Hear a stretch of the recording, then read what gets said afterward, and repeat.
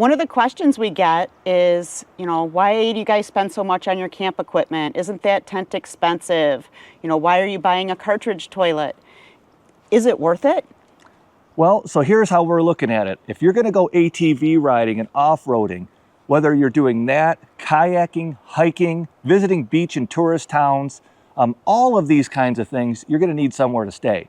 In our case, we're doing a lot of off-roading, which is already a little bit pricey in moving the machines, getting the machines, maintaining them. So when we're going to go up and we're going to do some off-roading, where we stay is going to be a big consideration for us. So camping, it can be free to up to $20 a night, but you do have to buy all this camping equipment, which could cost you anywhere from $600 to $1,200, let's say. The last Vrbo we rented for 3 nights at $100 a night with the internet fees, the cleaning fees, there's a tax, everything was $460 for 3 nights. We were barely there, and we're out riding and checking out the river, sometimes kayaking or hiking, versus camping and doing that, which could be anywhere from $45 to $60. If you want to do this multiple times a year, is it worth it?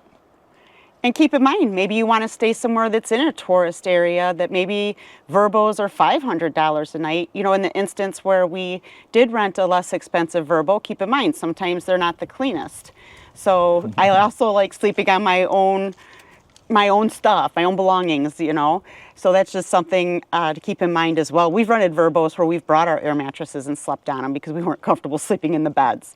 So you have those instances where it could be super expensive, or maybe if it's not, maybe it's not the cleanest place you're going to stay. So you could weigh that out. And when you do pay that much to rent those places, you have the memories, and it's great. And sometimes that's what you want to do. You want the Vrbo. Maybe you're taking a family vacation, and that's what you're doing. But what do you have afterwards that you could reuse? When you're camping, yeah, you do have to buy your equipment, and you could upgrade it as you go, start at, less expensive items, or maybe just go for the gusto right up front. You could always sell items as you go, but you have those items, and you could always put them in the basement if you don't want to use them. So is it worth it? We love that, what she just said. With these tents, when you're not using them, they're packed up sitting in your shed, your basement, your garage. If you don't use it for a year, oh well. There's no insurance, there's no plates, there's no nothing. As long as you get enough uses out of it to justify the cost, it's not really that big of a deal. So like we said, is it worth it?